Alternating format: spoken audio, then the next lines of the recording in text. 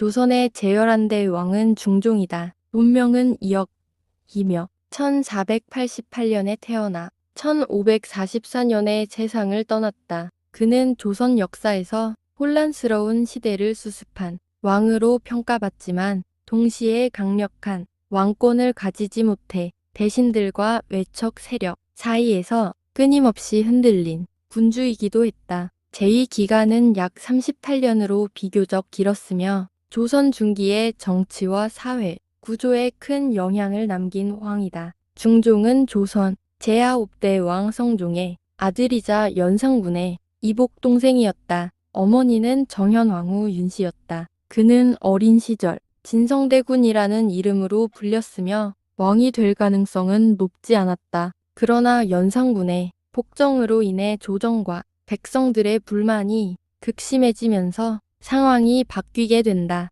1506년 박원종, 성희안, 유순정 등 훈구 대신들은 연산군을 몰아내기 위해 중종반정을 일으켰다. 반정 세력은 왕족 가운데 정치적으로 비교적 안전한 인물이었던 진성대군을 세왕으로 세웠고 그는 곧 중종으로 즉위했다. 하지만 이 과정 때문에 중종은 스스로 권력을 잡은 왕이 아니라 대신들에 의해 옹립된 왕이라는 한계를 안고 시작하게 된다. 즉위 초기 중종은 무너진 나라를 안정시키기 위해 노력했다. 연산군 시절 폐지되거나 약화된 제도를 복구했고 유교 질서를 다시 세우려 했다. 특히 학문과 도덕 정치를 강조하며 살인파, 학자들을 적극 등용했다. 이 시기에 가장 대표적으로 등장한 인물이 바로 조광조였다. 조광조는 강한 개혁 정신을 가진 살인파 인물로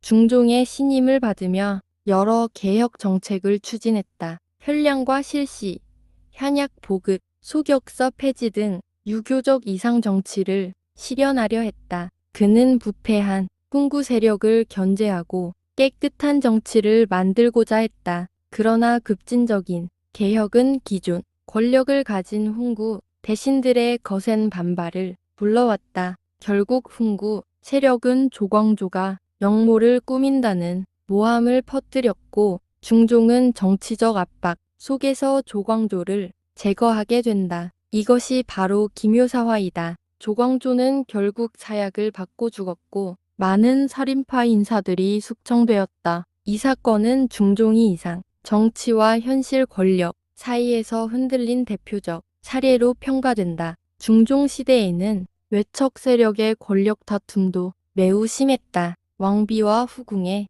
가문들이 정치에 개입하며 권력을 차지하려 했고 조정은 끊임없는 분당과 갈등 속에 놓였다. 특히 문정왕후 윤씨와 관련된 윤원영 세력이 점차 힘을 키우며 이후 조선 정치에 큰 영향을 주게 된다. 또한 중종 시대에는 여러 사회 경제적 변화도 있었다. 농업 기술이 발전하고 상업 활동이 조금씩 활발해졌으며 지방살림 세력이 성장하기 시작했다. 그러나 동시에 백성들의 생활은 여전히 어려웠고 지방 관리들의 부정부패 문제도 계속되었다. 중종 시대의 가장 유명한 역사적 사건 가운데 하나는 바로 중종반정이다. 이 사건은 조선 역사에서 왕이 신하들에 의해 강제로 폐위되고 새로운 왕이 세워진 대표적 사례였다. 또한 이후 조선 정치에서 반정 세력이 강한 영향력을 행사하는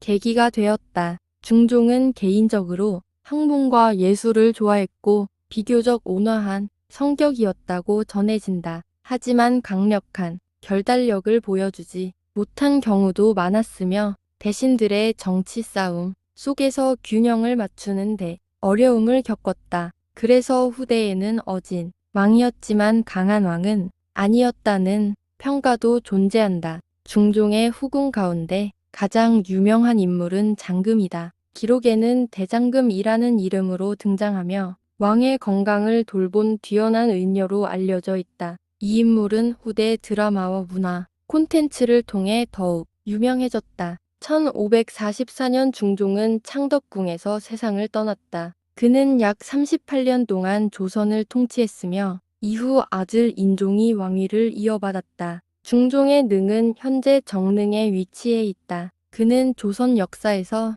폭정을 끝내고 나라를 안정시킨 왕으로 기억되지만 동시에 정치 세력 사이에서 완전히 주도권을 잡지 못했던 복합적인 군주로 평가받는다.